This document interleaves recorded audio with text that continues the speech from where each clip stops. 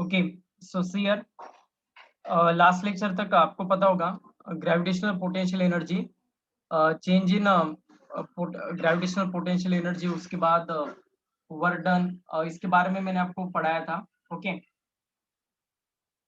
Okay, good afternoon all of you. तो इसके बारे में हमने कल डिस्कशन किया था और कल आपको पता होगा, याद होगा, जाते जाते मैंने आपको एक बीट पढ़ाया था और वो बीट था the velocity required to project a particle to a height h from the surface of earth. Okay, तो ये सपोज हमारे अर्थ का अगर सरफेस है तो इस सरफेस से हमें h हाइट पर एक ऑब्जेक्ट को प्रोजेक्ट करना है, h हाइट ऊपर लेके जाना है किसी ऑब्जेक्ट को। तो हाईएस्ट पॉइंट पर पता है आपको वेलोसिटी 0 हो जाता है। तो ये करते वक्त उसको सरफेस पर कितना एनर्जी देना पड़ेगा, by using conservation of energy हमने ये निकाला था। उसका एनर्जी हमारे अर्थ सरफेस पर और उसका एनर्जी एट हाइट h पर सेम रहेगा। और ये डेरिवेशन सॉल्व करने के बाद फाइनल आंसर आया था v is equal to square root of 2gh divided by 1 plus h by r। This concept is clear to all of you? सभी को ये क्लियर है? ठीक है, तो देखिएगा ऐसा इक्वेशन था v is equal to square root of 2gh divided by 1 plus h by r। Okay, तो ये होगा वेलोसिटी का वैल्यू। अब देखिएगा हमें इसी क्वेश्चन में to find the maximum height attended by the body when it is projected with the velocity v from the surface of earth. तो सरफेस ऑफ अर्थ से अगर हम v वेलोसिटी से प्रोजेक्ट करते हैं ना, तो कितना हाइट राइज होगा इसका कैलकुलेशन हमें करना है। यही फॉर्मूले को रीअरेंज करना है। ओके, तो नीचे हेडिंग दीजिएगा नीचे हेडिंग दीजिएगा आप to find the maximum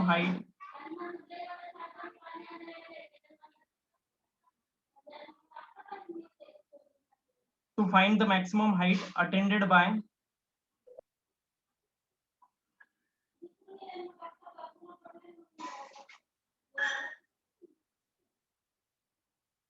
by a body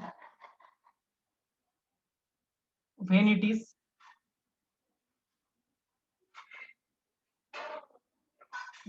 projected with a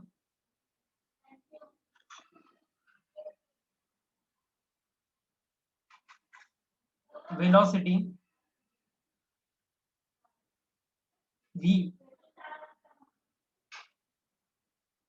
from the surface of earth।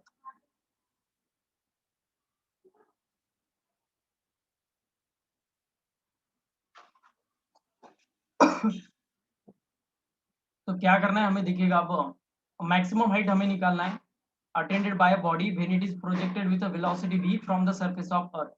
तो आपको पता है v वेलोसिटी से अगर हम प्रोजेक्ट करते हैं किसी बॉडी को इन द अपवर्ड डायरेक्शन, तो एट द टाइम उसका जो वेलोसिटी होता है, ये हमने कल ही प्रूव करके बताया कि square root of 2gh divided bye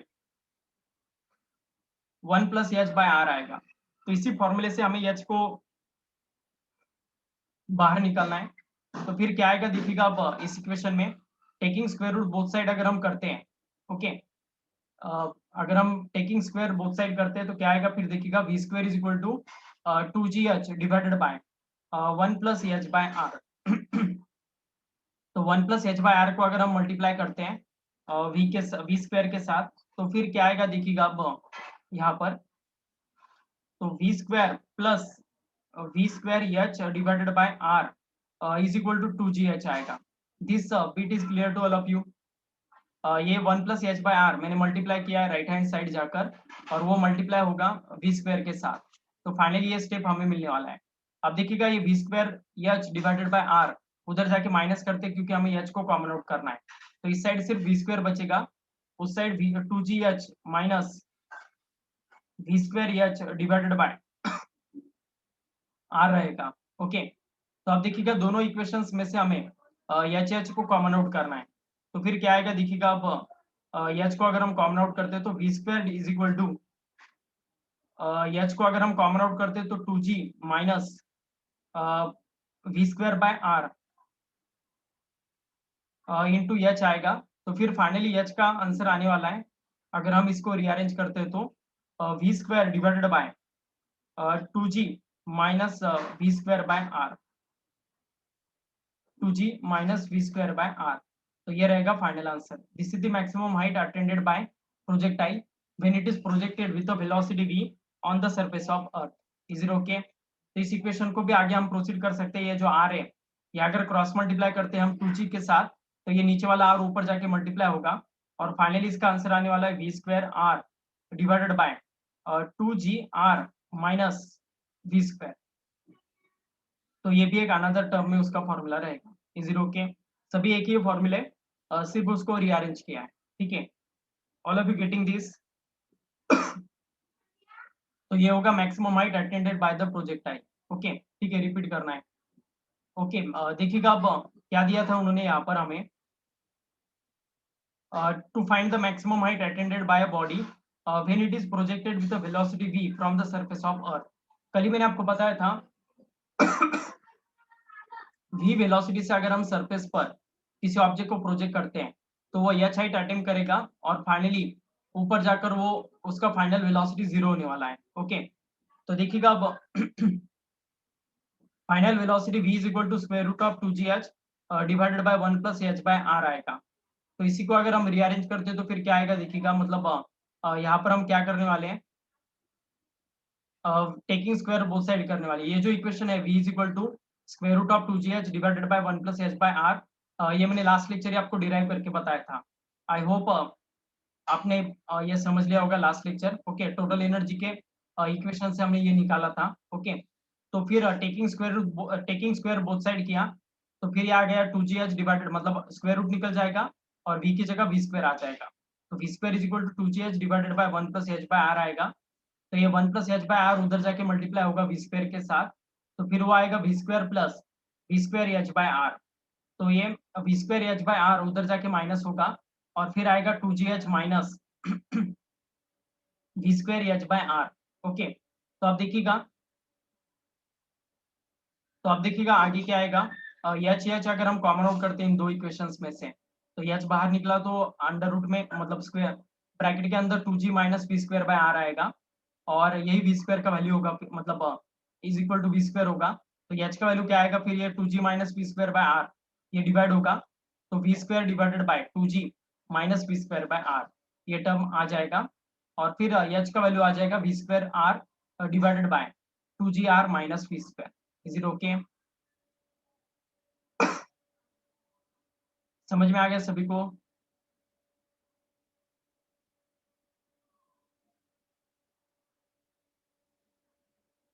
ठीक है, नाउ सी हियर। अभी इसके बाद एक लास्ट बीट रहेगा इस मतलब ग्रेविटेशन का।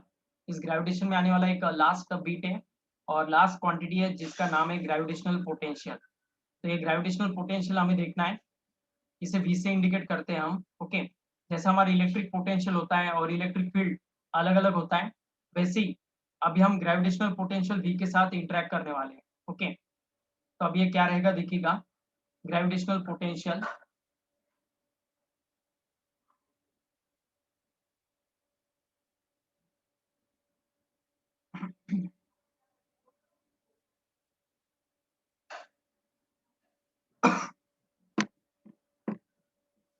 तो give the next reading, gravitational potential.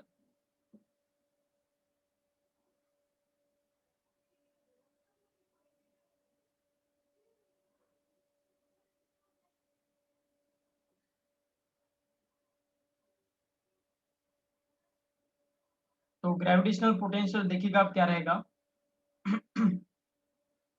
अगर किसी यूनिट मास को हम इनफाइनाइट डिस्टेंस से एट अ डिस्टेंस r पर लाते हैं, जहां पर हमें ग्रेविटेशनल पोटेंशियल मेजर करना है गिवन पार्टिकल ऑफ मास से, तो फिर वो कितना gravitational force, gravitational field intensity experience करेगा। ओके, वो मतलब वो कैलकुलेशन मतलब ही वो कितना ग्रेविटेशनल फोर्स एक्सर्ट करेगा, वो कैलकुलेशन मतलब ही ग्रेविटेशनल पोटेंशियल रहेगा। ओके, मतलब क्या करना है हमें देखिएगा, इस सिस्टम में एक ऑब्जेक्ट है जिसका मास यम है, ये यम मास रहने वाला ऑब्जेक्ट है और इसके आर डिस्टेंस पर हमें क्या करना है, एक पॉइंट पी है जहां पर मुझे ग्रेविटेशनल पोटेंशियल निकालना है। तो मैं क्या करने वाला हूँ,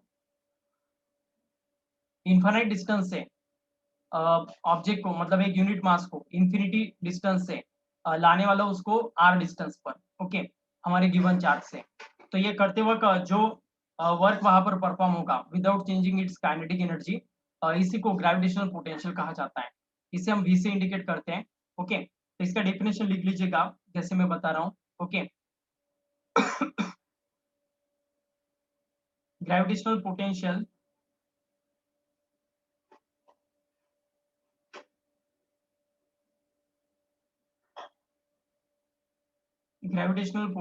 is the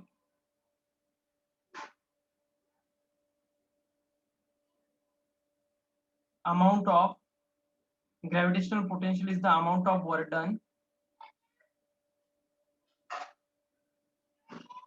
by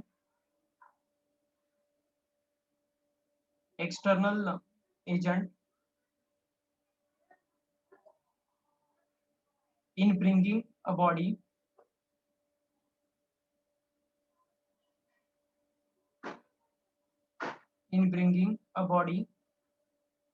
of unit mass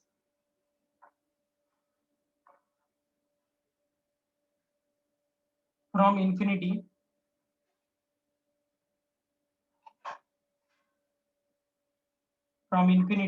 to that point,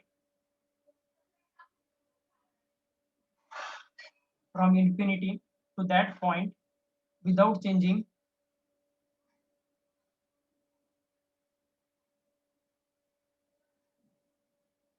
its kinetic energy।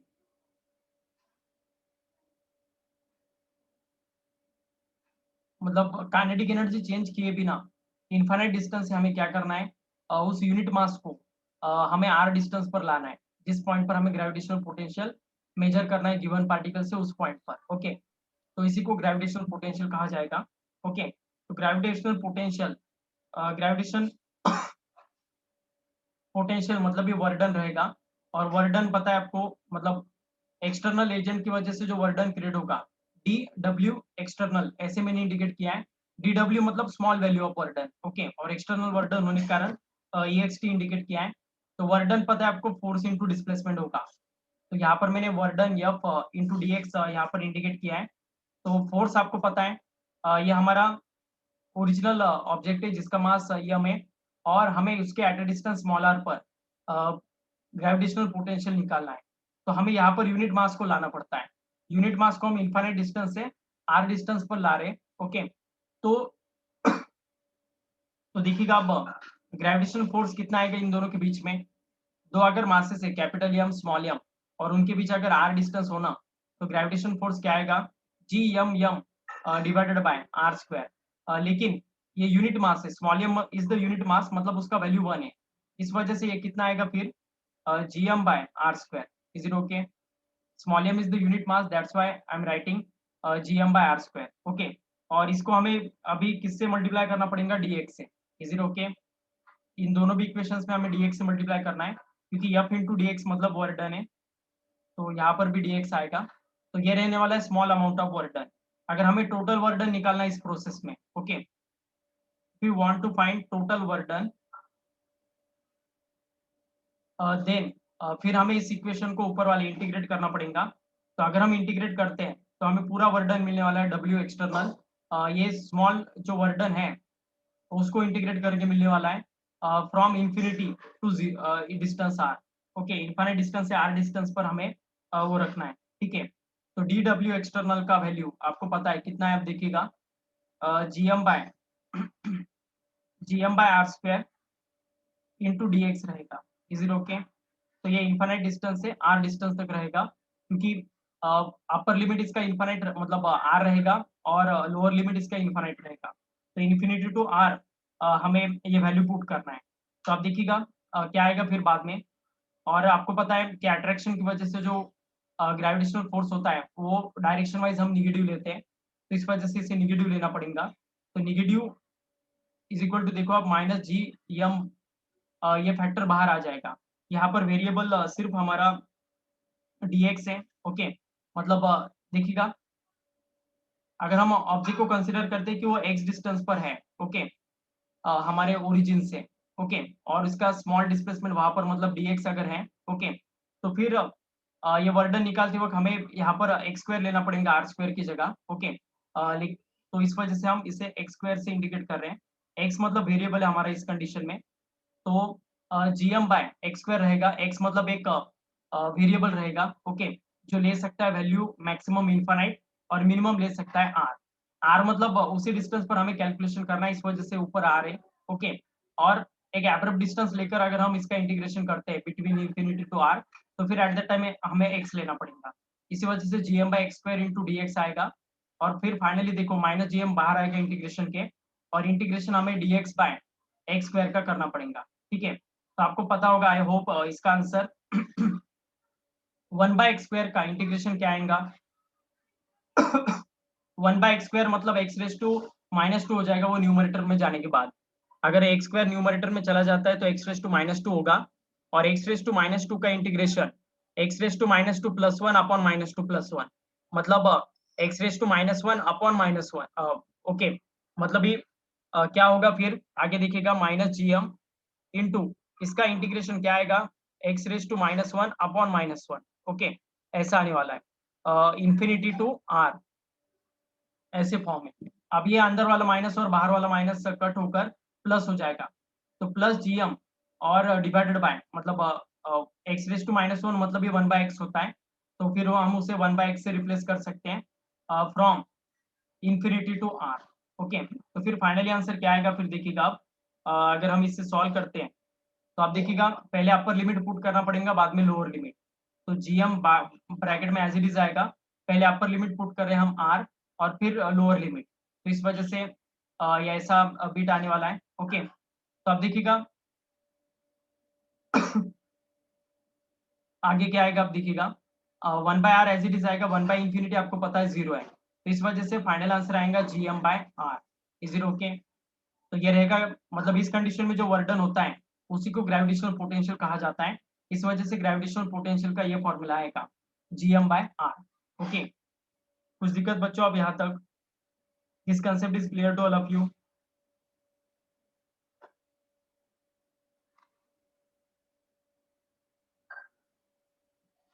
इसे हम work done due to external factor divided by, मतलब इसे अल्टरनेटली हम ऐसा भी रिफाइन कर सकते हैं ग्रेविटेशनल पोटेंशियल को, work done due to external agent divided by unit mass. Okay, तो बताओ इस फॉर्मूले से उसका ऐसा यूनिट क्या आएगा? विच इज द ऐसा unit of this gravitational potential? Gravitational potential लगभग मुझे लगता है लास्ट क्वांटिटी होगा फिजिकल क्वांटिटी हमारे चैप्टर का, इसके बाद आपको नया क्वांटिटी नहीं मिलेगा इस चैप्टर में। तो जूल पर केजी, ठीक है, राइट आंसर है। और जूल को अगर हम एक्सपांड करते हैं तो केजी मीटर स्क्वायर पर सेकेंड होगा, तो मुझे लगता है इसका आंसर आएगा मीटर स्क्वायर पर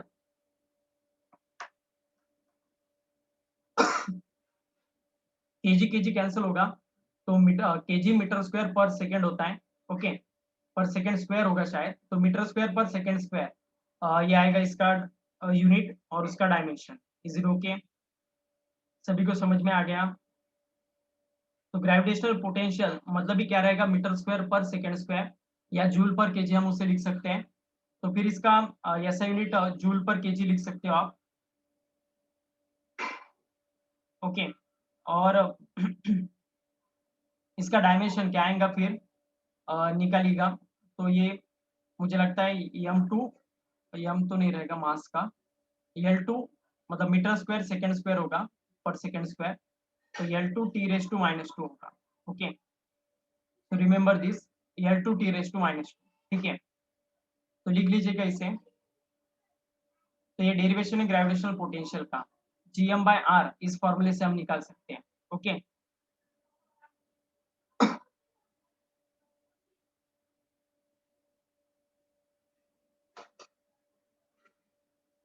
जस्ट 1 मिनट।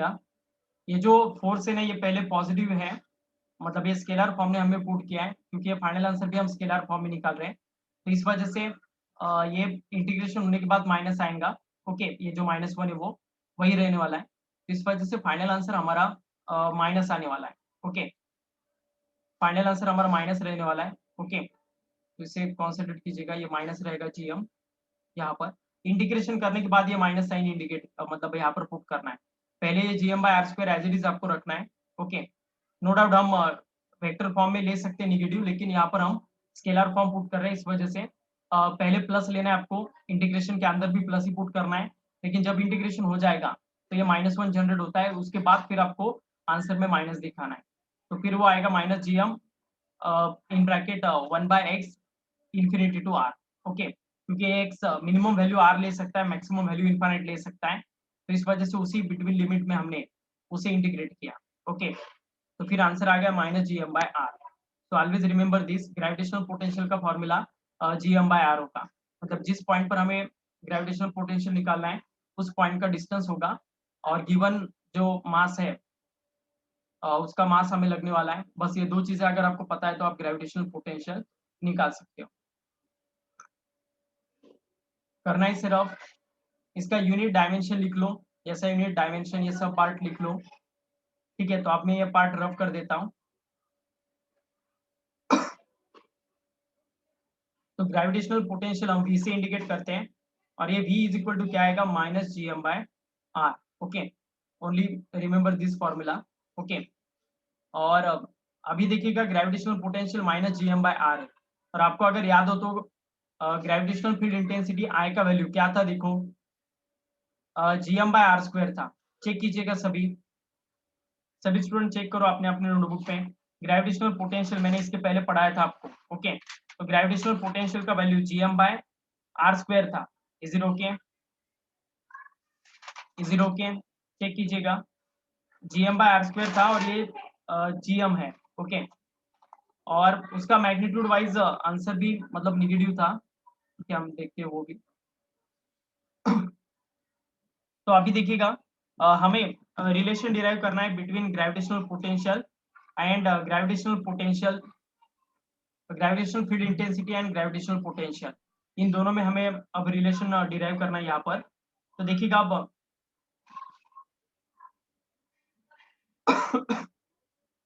नीचे हेडिंग दीजिएगा, relation between V and I। अब V एंड I इन दोनों के साथ आप इजीली फैमिलियर हो।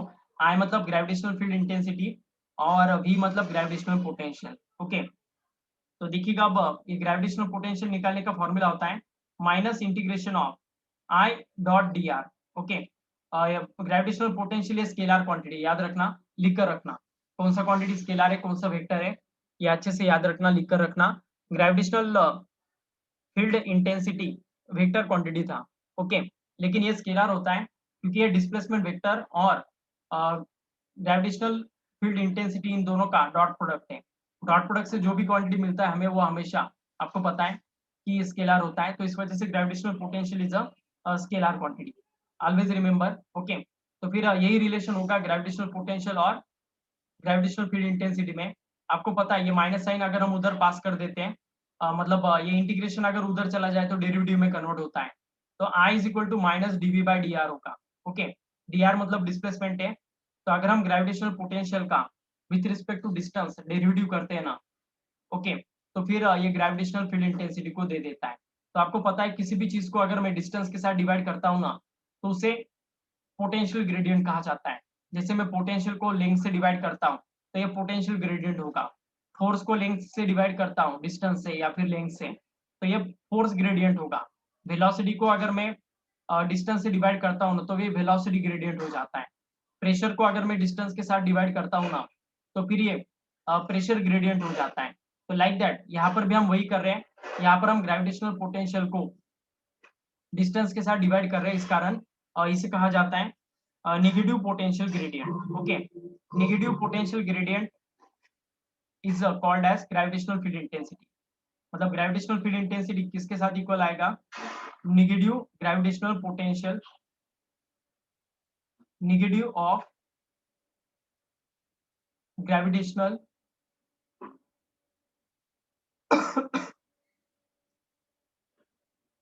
ग्रेविटेशनल पोटेंशियल ग्रेडियंट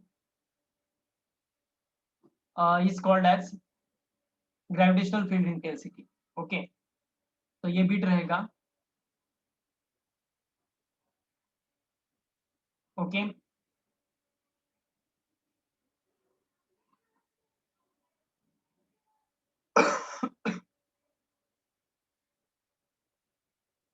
ठीक है, तो ऐसा ही बीट रहेगा। अब इसके भी देखोगा वो डेरिवेशंस हैं। लास्ट लेक्चर आपको पता होगा मैंने बताए थे सॉलिड स्फीयर और हॉलो स्फीयर के लिए ग्रेविटेशनल फील्ड इंटेंसिटी, इसके बारे में मैंने आपको लास्ट लेक्चर बताया था। तो वैसे हमें ग्रेविटेशनल पोटेंशियल भी निकालना है सॉलिड स्फीयर के लिए पहले। वैसे ही टर्म है अंदर सरफेस पर और उसके आउटसाइड। ओके, उसके बाद हॉलो स्फीयर लेना है, उसके लिए भी हमें वैसा ही प्रोसेस दोहराना है। ओके, तो फिर देखते हैं हम आंसर क्या आता है। तो अब नीचे लिखिएगा gravitational potential due to a solid sphere. Gravitational potential due to ये रिलेशन याद रखना सबसे पहले। ये आपको इंटीग्रेशन डेरिवेशन के फॉर्म्स में इसके ऊपर क्वेश्चन आ सकते हैं, तो एट द टाइम आपको ये चीज लगने वाला है। Negative gravitational potential gradient is called as gravitational field intensity. Okay, तो आप नेक्स्ट हेडिंग दीजिएगा ग्रेविटेशनल पोटेंशियल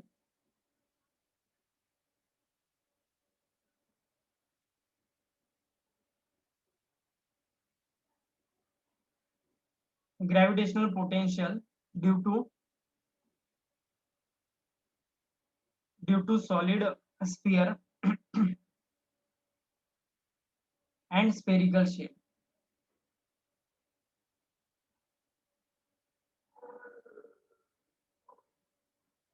ओके, तो gravitational potential due to a solid sphere and spherical shell, ऐसा ही बीट रहेगा। ठीक है, अभी हो गया कि स्क्रीन देखो clear? Now screen is clear?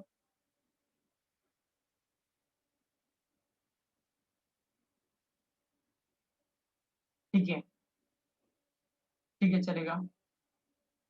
तो अभी सबसे पहले हम सॉलिड स्फीयर लेते हैं। तो सॉलिड स्फीयर मतलब अंदर से पूरा भरा हुआ रहेगा। इसके आप तीन केस में, ये सॉलिड स्फीयर का रेडियस कैपिटल आर है, इसके आउटसाइड, उसके सरफेस पर और उसके इनसाइड, ऐसे तीन पॉइंट्स हैं ए बी सी। ये ए, ये बी और ये सी है। A point outside the sphere है, B point on the surface है और C point inside the solid sphere है। तो इन तीनों पॉइंट्स पर हमें क्या करना है? ग्रेविटेशनल पोटेंशियल फाइंड आउट करना है।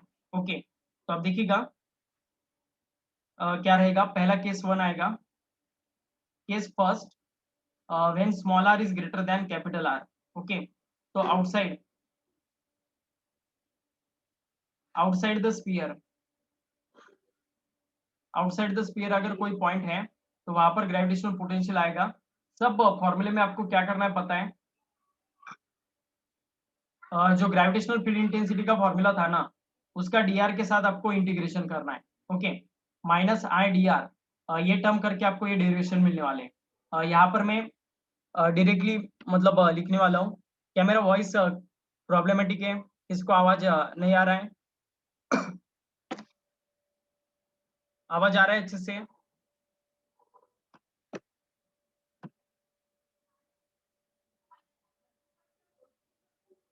ठीक है, आवाज भी अच्छा है, स्क्रीन भी अच्छा है। अभी फिर से डिस्टर्ब मत करो। ओके, ठीक है, तो देखिएगा gravitational potential V is equal to minus I D R रहेगा। ओके, तो ग्रेविटेशनल फील्ड इंटेंसिटी आपको पता है इस केस में, मैंने आपको सॉलिड स्फीयर हो या फिर हॉलो स्फीयर हो, तीनों के आउटसाइड, इनसाइड और सरफेस के पॉइंट पर ग्रेविटेशनल फील्ड इंटेंसिटी का फॉर्मूला दिया था। वो फॉर्मूला इस इंटीग्रेशन में पुट करना और तब जाकर आपको ग्रेविटेशनल पोटेंशियल का आंसर मिलने वाला है, जो यहाँ पर मैं आपको डायरेक्टली बता रहा हूँ।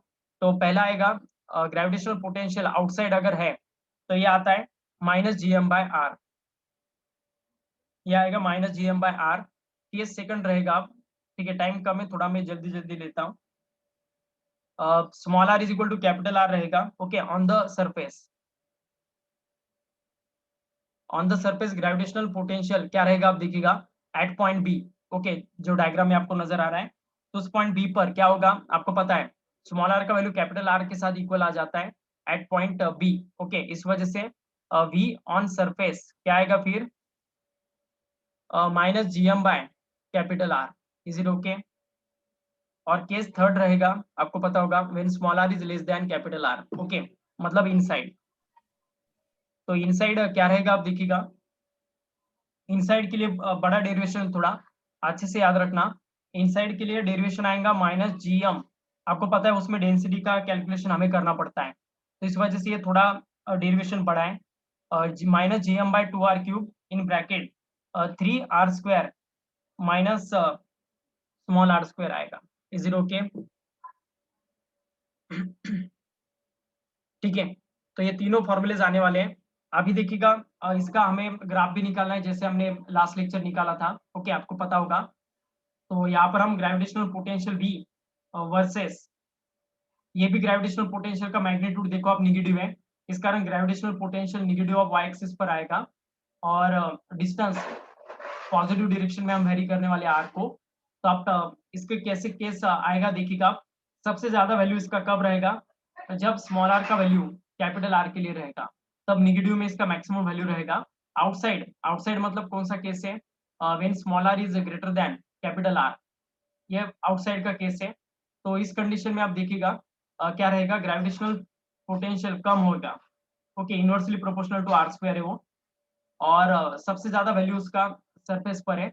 और सरफेस के अंदर क्या होगा फिर देखिएगा, when small are is less than capital R, at that time फिर इसका वैल्यू बढ़ने वाला है। ओके, जैसे जैसे अंदर जाएंगे हम, वैसे वैसे इसका वैल्यू बढ़ता है, और ये ग्राफ कुछ ऐसा ऑब्जर्व होता है, नॉन लीनियर ग्राफ है ये, ऐसा। ओके, तो सबसे ज्यादा वैल्यू उसका सेंटर पर रहेगा। ओके, सेंटर पर आपको पता है स्मॉल आर का वैल्यू 0 होता है, तो वो वैल्यू अगर हम पुट कर देते हैं सेंटर पर, तो ग्रेविटेशनल पोटेंशियल एट सेंटर लिख लीजिएगा, स्मॉल आर का वैल्यू 0 पुट करना है, तो 3r² डिवाइडेड बाय 2r³ तो r² और r³ का एक कट हो जाएगा, नीचे सिर्फ r बचेगा, तो -3gm डिवाइडेड बाय 2r इतना रहेगा। Is it okay?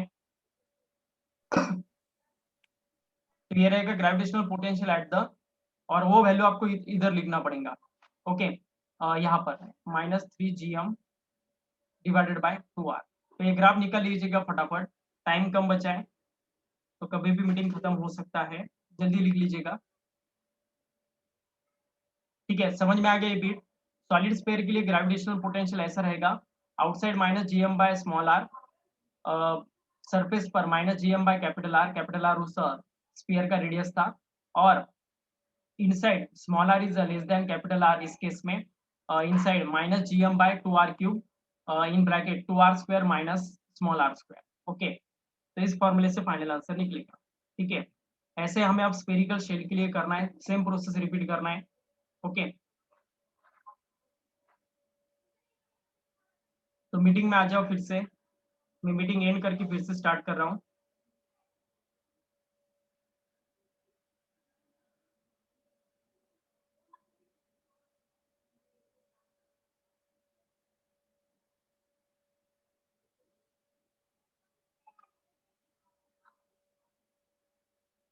ठीक है, तो अभी यही स्टॉप करते हैं हम, नेक्स्ट लेक्चर मतलब नेक्स्ट वीडियो में हम रिमेनिंग पार्ट लेते हैं।